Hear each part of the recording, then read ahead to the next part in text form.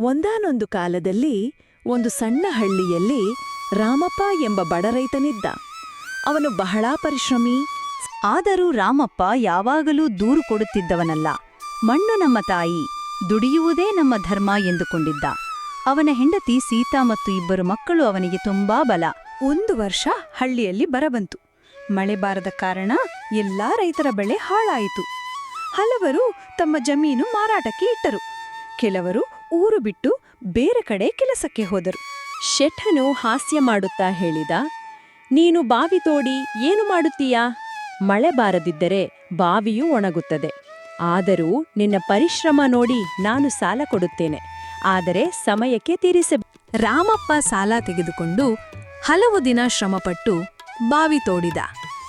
ಗ್ರಾಮಸ್ಥರು ಅವನನ್ನು ನೋಡಿ ನಗುತ್ತಿದ್ದರು. ಮಳೆಲೇ ಇಲ್ಲ, ನೀರು ಎಲ್ಲಿಂದ ಬರುತ್ತದೆ ಎಂದು ಕೆಲವರು ಕಿಚಾಯಿಸುತ್ತಿದ್ದರು.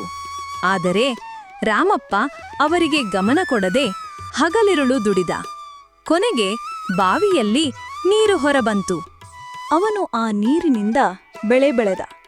ಆ ವರ್ಷ ಹೊಲದಲ್ಲಿ ಹಸಿರು ಹರಿದು ಉತ್ತಮ ಬೆಳೆ ಬಂತು. ಹಳ್ಳಿಯ ಜನರು ಬಾಯಾರಿಕೆ ತೀಲಿಸಲು, ಜಾನುವಾರುಗಳಿಗೆ ನೀರು ಕೊಡಿಸಲು ಅವನ ಬಾವಿಯಿಂದಲೇ ನೀರು ತೆಗೆದುಕೊಂಡಲು. ರಾಮಪ್ಪನ ಪರಿಶ್ರಮದಿಂದಲೇ ಹಳ್ಳಿ ಉಳಿದಿದೆ ಎಂದು ಎಲ್ಲರೂ ಕೊಂಡಾಡಿದರು.